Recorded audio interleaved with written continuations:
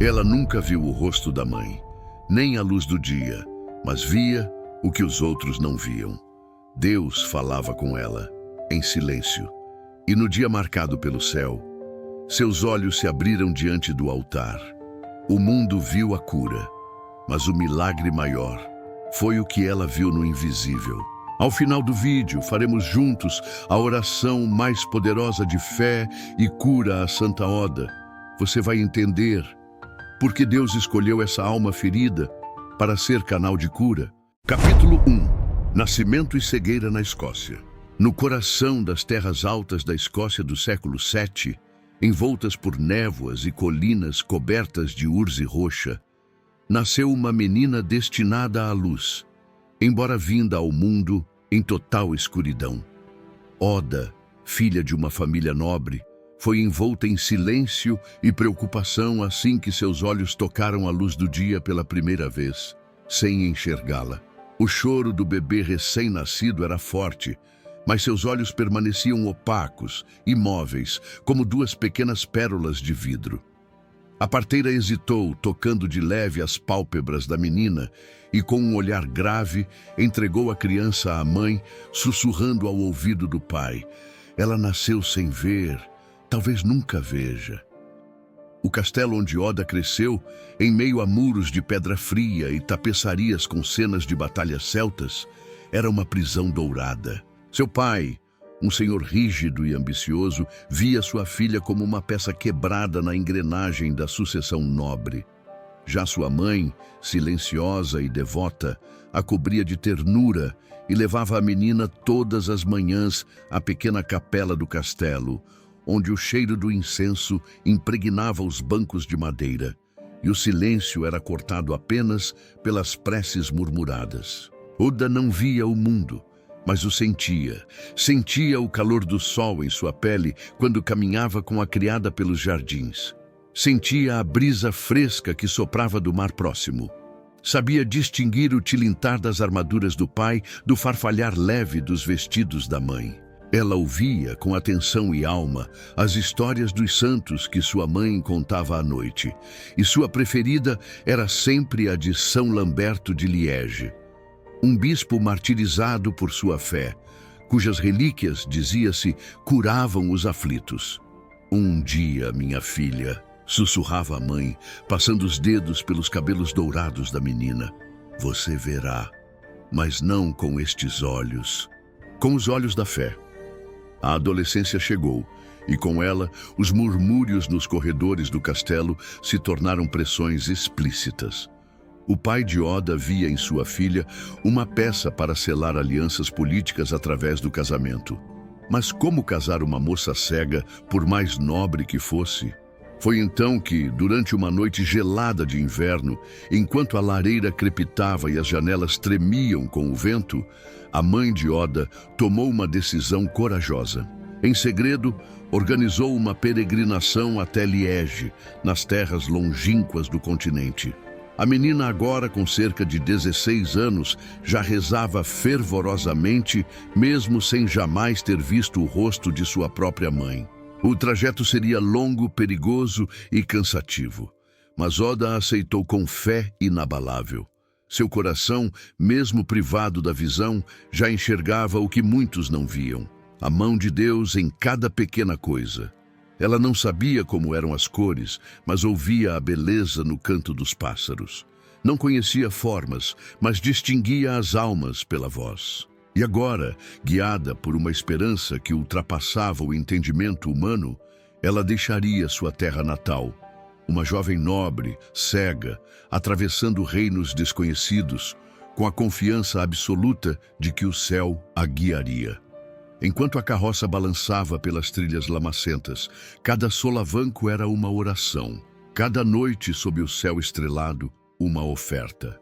Cada amanhecer, um pedido silencioso: "Senhor, se for da tua vontade, que eu veja não apenas com os olhos, mas com o coração." A peregrinação rumo a Liege marcaria não apenas o destino de Oda, mas também o início de uma vida de milagres, cruzes e fidelidade inabalável. Sua cegueira não era um castigo, era o véu sagrado que o céu escolhera para conduzi-la até a luz. Capítulo 2. Peregrinação a Liege e cura milagrosa. As rodas da carroça gemiam sobre o solo irregular da Europa medieval, onde o frio cortava como navalha e as estradas eram feitas mais de fé do que de pedras. Oda, envolta em um manto de lã espessa, sentia cada balanço como um teste. Seu corpo delicado, desacostumado a longas viagens, enfrentava noites ao relento, fome ocasional e perigos à espreita. Mas seu coração ardia. Acompanhada de uma pequena comitiva enviada por sua mãe, 2 criadas e um velho sacerdote, Oda enfrentava o desconhecido com a coragem de quem já nascera no escuro. Ela repetia silenciosamente as ladainhas que sua mãe lhe ensinara.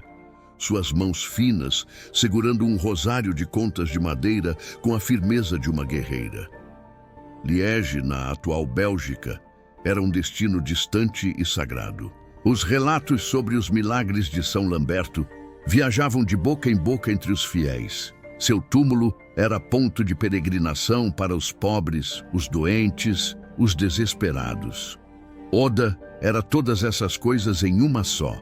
Quando finalmente chegaram, após semanas de viagem, a cidade parecia cantar uma melodia silenciosa de esperança. O cheiro do incenso misturava-se ao das flores que fiéis traziam e os sinos da catedral ecoavam como se o céu os tocasse diretamente.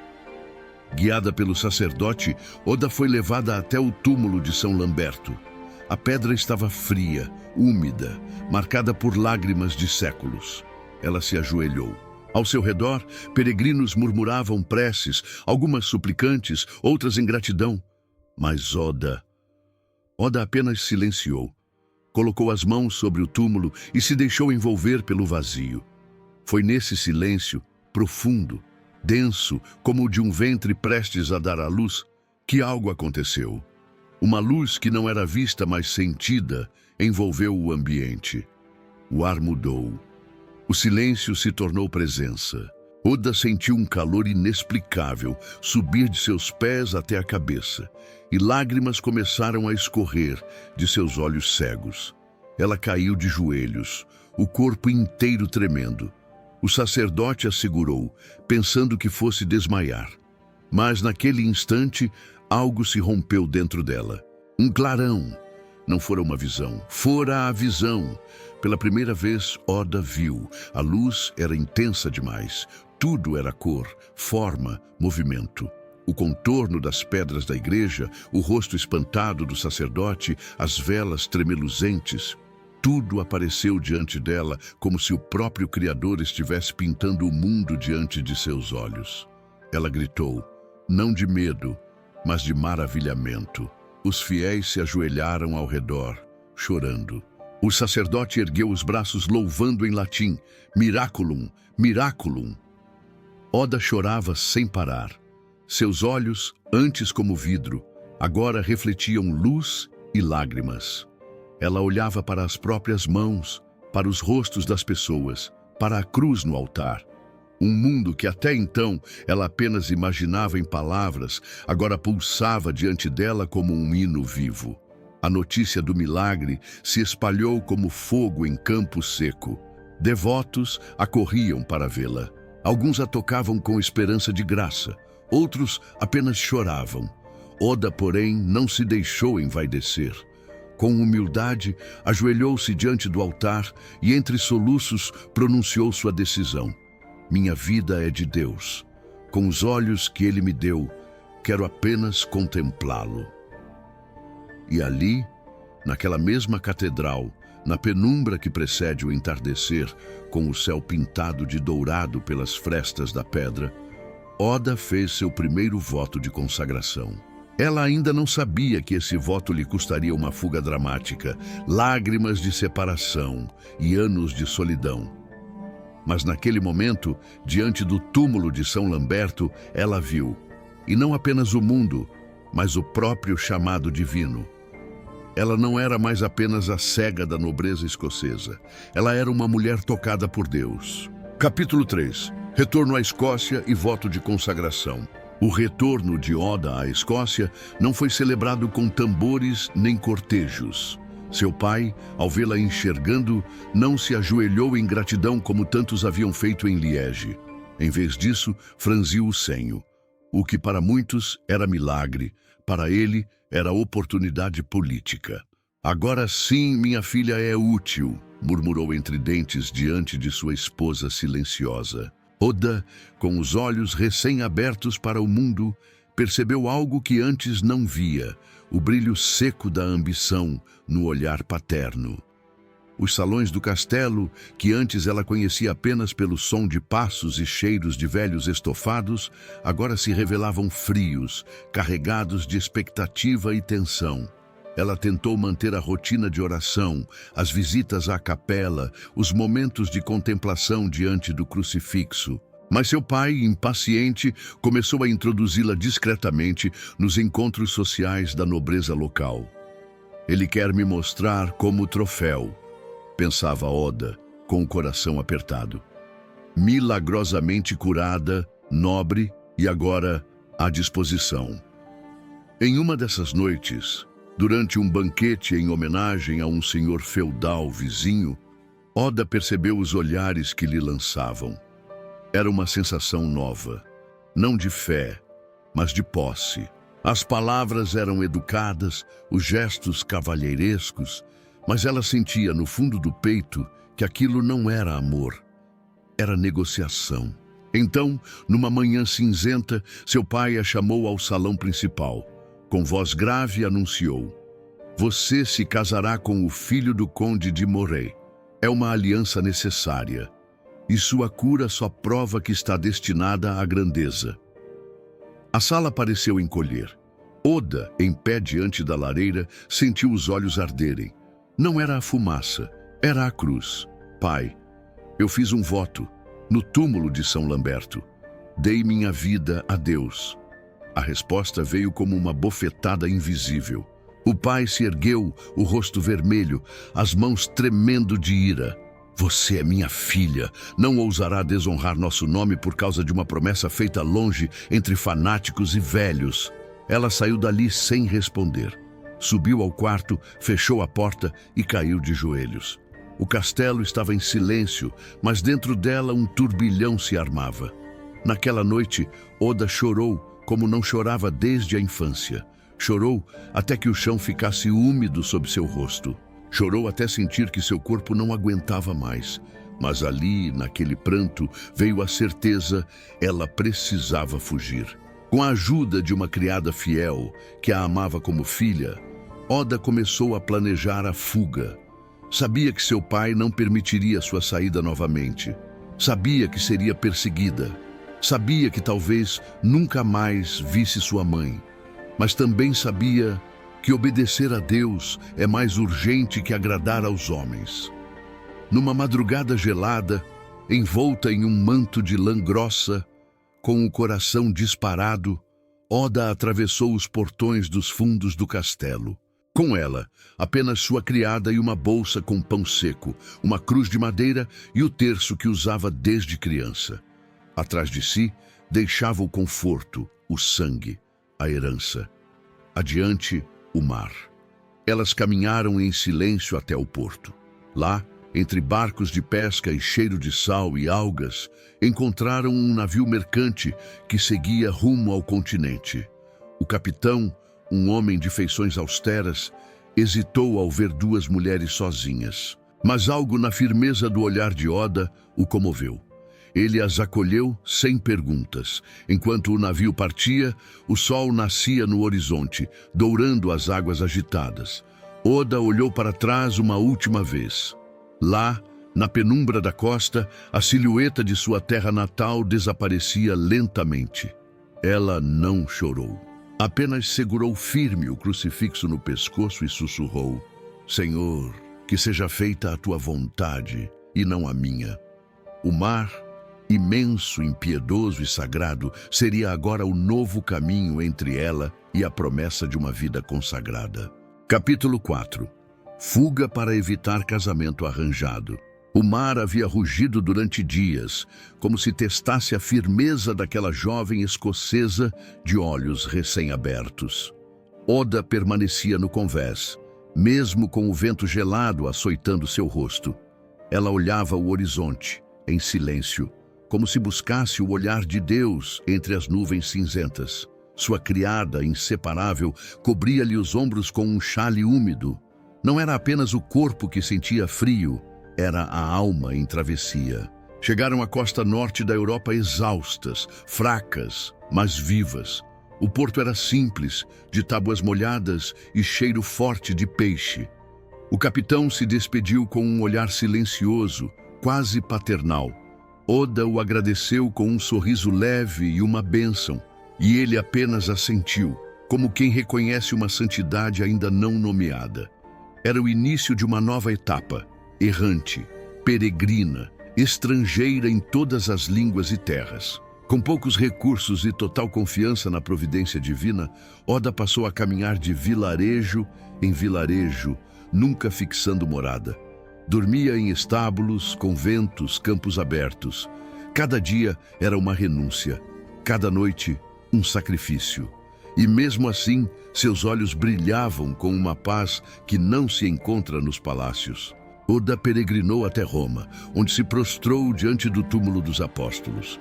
Chorou copiosamente diante de Pedro, sentindo-se pequena, mas guiada pela mesma fé que moveu os mártires. Depois, seguiu ao santuário de Monte Sant'Angelo, no sul da Itália, onde o ar era espesso de espiritualidade e o silêncio gritava dentro da gruta sagrada de São Miguel Arcanjo.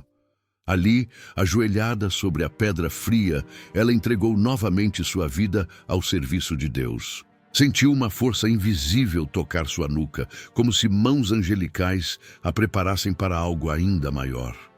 Sou tua, Senhor, totalmente tua. Guia-me até onde quiseres que eu morra para o mundo. Ao retornar para o norte, Oda passou pelas planícies da Holanda e da Bélgica, ora ajudando camponeses, ora servindo em conventos, ora se escondendo da curiosidade alheia. Havia nela algo que incomodava os mundanos. Uma presença serena, intensa, que não se explicava com palavras. Mas a cruz interior de Oda se tornava mais pesada a cada passo. Em seu coração, ela sentia saudade da mãe, da capela de infância, do cheiro da brisa escocesa. Havia noites em que adormecia com o rosto molhado de lágrimas, segurando seu crucifixo com tanta força que deixava marcas na palma da mão. Às vezes perguntava-se, será que errei? Será que deveria ter obedecido meu pai? E sempre no silêncio vinha uma resposta. Não quem diz, Senhor, Senhor, mas quem faz a vontade do Pai. Foram anos de estrada, oração e silêncio. Uma vida invisível aos olhos do mundo, mas profundamente vista por Deus. Aos poucos, sua fama começou a se espalhar entre camponeses e religiosas como a moça da fé ardente, a peregrina da luz, a santa que foge. E foi nessa trajetória incansável que Oda chegou a Venray, um vilarejo discreto, escondido entre campos e bosques na atual Holanda. Ali, seu coração cansado encontrou um suspiro de repouso, mas não por comodidade, e sim porque a voz que a guiava desde o túmulo de São Lamberto finalmente sussurrou, aqui. A floresta próxima ao vilarejo parecia feita para esconder os santos. Oda sentiu que era o lugar certo. Pela primeira vez em muitos anos, ela não apenas parou, ela permaneceu. Capítulo 5. Peregrinação pela Europa. A floresta de Venray murmurava. Os galhos altos dançavam com o vento, as folhas sussurravam preces em língua vegetal, e os pássaros, em seu cantar livre, pareciam repetir o nome de Deus sem saber. Foi ali, em meio a esse templo natural, que Oda se estabeleceu. A aldeia mais próxima era simples, composta por lavradores e viúvas, crianças de pés descalços e velhos que ainda faziam o sinal da cruz antes de colher o trigo. A chegada daquela mulher silenciosa, de olhos límpidos e roupa austera, despertou curiosidade. Quem era ela? de onde vinha. Mas Oda não falava muito. Respondia com gestos, orações e pequenos serviços. Ajudava a cuidar dos doentes, rezava com os pobres, dava conselhos às mulheres aflitas. Nunca pedia nada em troca. Aos poucos, as pessoas passaram a amá-la de a Senhora de Deus. Um camponês, tocado pela sua doçura, construiu com as próprias mãos uma pequena cabana para que ela dormisse. Um abrigo de madeira simples coberto de palha no limite da floresta. Ali, Oda encontrou o que mais buscava: solidão com Deus. As manhãs começavam cedo. Ao primeiro cantar dos galos, ela já estava de joelhos. A oração para Oda era a respiração. Passava horas meditando sobre a paixão de Cristo, recitando salmos, chorando ao lembrar de sua família distante. Jejuava com rigor, partilhava seu pouco pão com os famintos e, ao entardecer, caminhava sozinha pelos trilhos da floresta, onde sentia mais intensamente a presença do Altíssimo, mas até os santos são provados em sua solidão. Um dia, enquanto orava diante da cruz que esculpira em madeira tosca, foi surpreendida por um bando de pássaros, pegas, que pousaram sobre sua cabana. Eles gritavam, bicavam, tumultuavam tudo ao redor. Pareciam em desespero, como se rejeitassem sua presença. Aquilo se repetiu por dias. A paz que antes reinava foi perturbada por esse incômodo insistente. Oda, em lágrimas, clamou a Deus: "Por que me afliges assim, Senhor? Não bastam as ausências, as saudades, as dores do corpo? Por que até os pássaros me rejeitam?" Naquela noite, ela não dormiu. Em sua prece mais profunda, ajoelhada sobre a terra dura, recebeu uma inspiração. Era hora de se esconder ainda mais. Mais silêncio, mais cruz. Na manhã seguinte, com passos decididos e fé ardente, Oda se embrenhou floresta adentro. Encontrou um pequeno descampado, longe de tudo. Lá, entre árvores frondosas e o perfume do musgo, reergueu sua morada com as próprias mãos. E novamente, como outrora, os camponeses a seguiram, desta vez em silêncio. Um grupo de mulheres ajudou a reforçar a nova cabana com galhos e barro. Uma senhora trouxe-lhe um manto mais grosso, e no rosto de todos havia respeito e lágrimas. A fama de sua santidade crescia. Oda, porém, não buscava fama, apenas desaparecer no amor de Deus. Cada cicatriz de sua caminhada tornava-se mais uma flor no jardim da eternidade. E mesmo com os pássaros que antes a perseguiam, ela agora vivia em paz. Um dia, uma pega pousou em sua janela e ficou ali, quieta, como quem pede perdão. Oda sorriu. A natureza, afinal, também se converte. Foi nesse tempo que os milagres começaram a se intensificar. Pessoas chegavam enfermas e saíam curadas. Outras, atormentadas, saíam em paz. Crianças sem esperança voltavam a sorrir. E mesmo assim, Oda mantinha-se oculta, recusando títulos, homenagens ou qualquer coisa que não fosse oração. Seu coração, agora, era como aquela floresta, cheio de raízes, escondido, fecundo. Ali, no silêncio da Holanda profunda, uma santa vivia e morria um pouco mais para o mundo a cada dia. Capítulo 6. Vida eremítica em Venray. Os anos haviam se passado como folhas levadas pelo vento.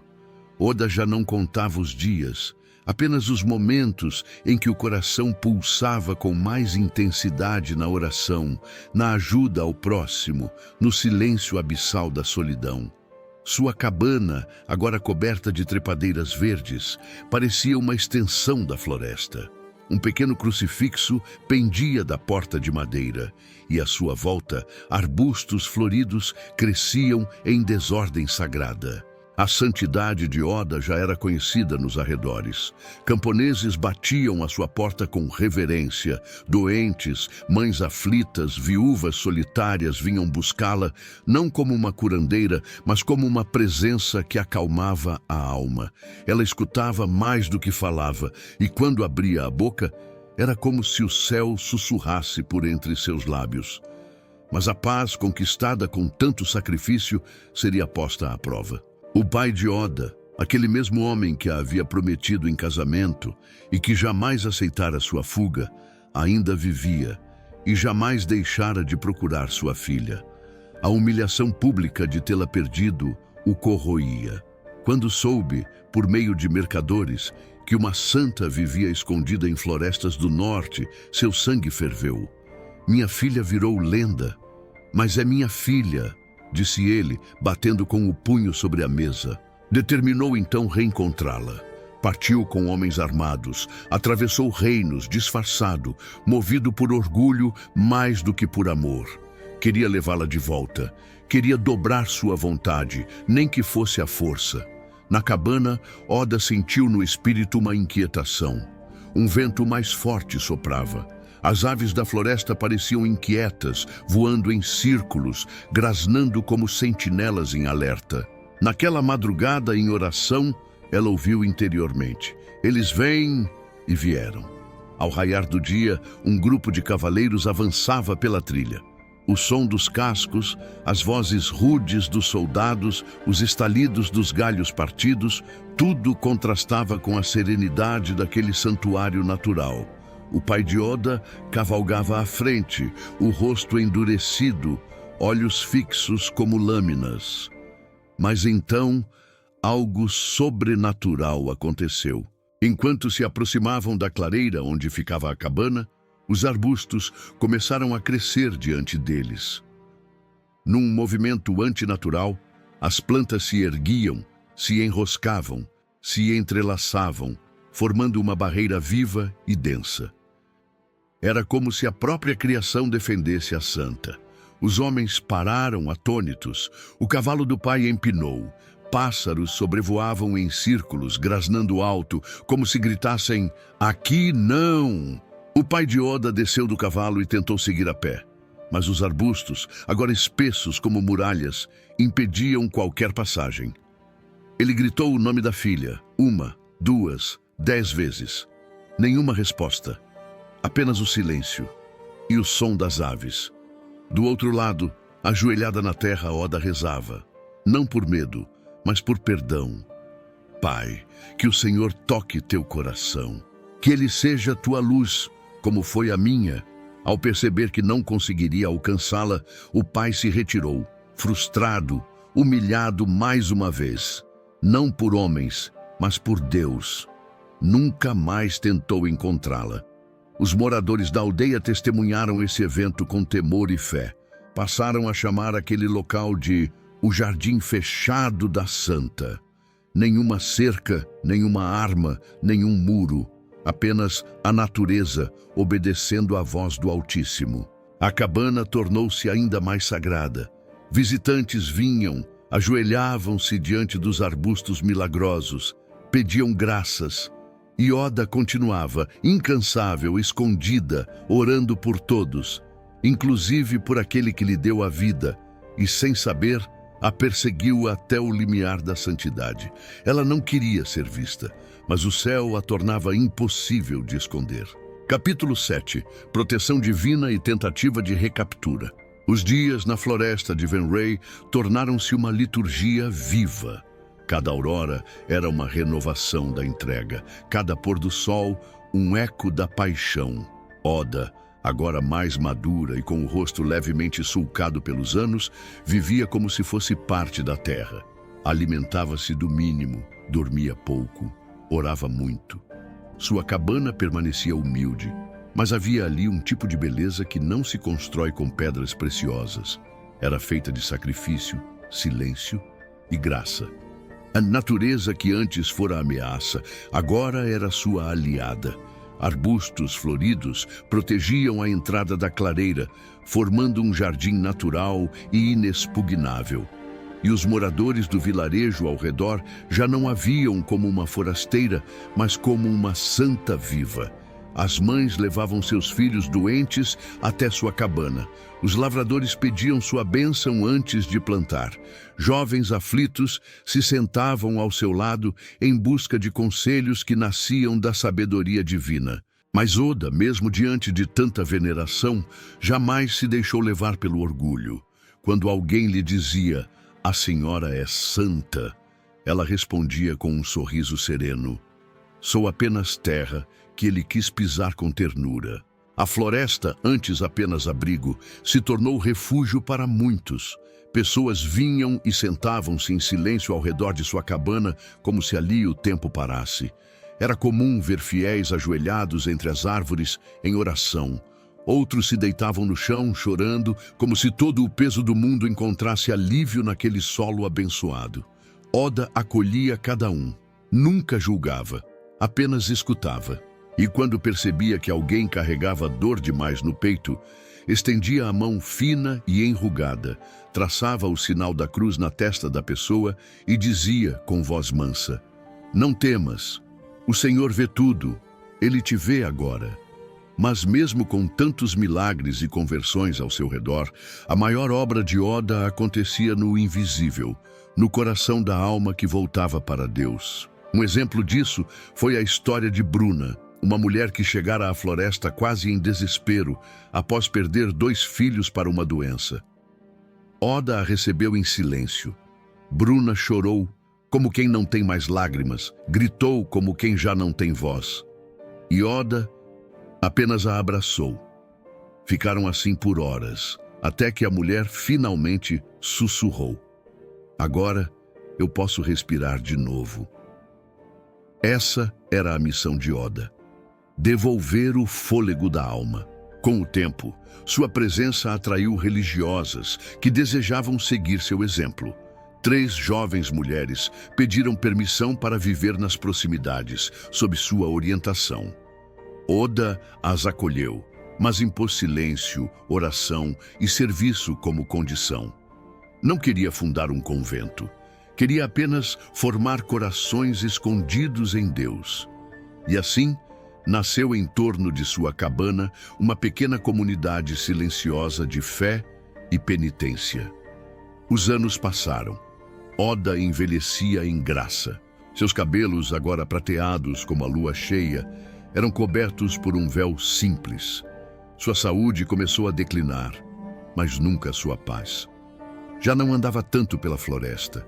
Permanecia mais tempo sentada diante da cruz que esculpira anos antes. Às vezes, ficava horas sem se mover, como se conversasse com o próprio Cristo, olhos fixos no invisível. Ela sabia que o fim se aproximava, mas também sabia que o fim, para os que amam a Deus, é apenas o início. Capítulo 8. Vida como eremita e veneração pós-morte. A floresta, que por tantos anos abrigara os passos de Santa Oda, agora se silenciava como se estivesse em vigília. As folhas já não dançavam com o vento, murmuravam orações. O canto dos pássaros era mais suave, como cânticos litúrgicos sussurrados ao amanhecer. A própria natureza parecia saber que algo sagrado estava prestes a se consumar. Oda, com quase 50 anos de vida eremítica, já não deixava sua cabana. O corpo, antes vigoroso, agora era frágil como a casca de um ovo. Seus olhos, os mesmos que haviam sido curados milagrosamente em Liege, permaneciam vivos, mas voltados para o alto, como se enxergassem o céu se abrindo a cada instante. Ela passava os dias em oração, quase sempre deitada sobre uma pele de carneiro, coberta apenas por um manto de lã. A cruz de madeira que carregara consigo desde a juventude repousava sobre seu peito. Seus dedos já não contavam o terço, apenas o seguravam como se segurassem a própria mão de Cristo. As mulheres que viviam ao seu redor, suas filhas espirituais, mantinham-se em vigília. Revezavam-se ao lado de sua cama rústica, lavavam seus pés com água morna e lágrimas, cantavam hinos suaves durante as madrugadas. Às vezes, Oda sorria em meio ao silêncio e dizia baixinho, "Ele está aqui, ele me chama pelo nome." Na véspera de sua morte, o céu sobre Venray ficou dourado, mesmo antes do sol nascer. Moradores do vilarejo contaram que viram luzes entre as árvores, ouviram sinos sem corda, sentiram cheiro de incenso no ar. A atmosfera estava densa de mistério e doçura. Na manhã seguinte, quando o sol finalmente rompeu por entre os galhos, iluminando a entrada da cabana, Oda chamou por uma das jovens: "Filha, cante o hino do Magnificat." A jovem, com voz embargada, obedeceu.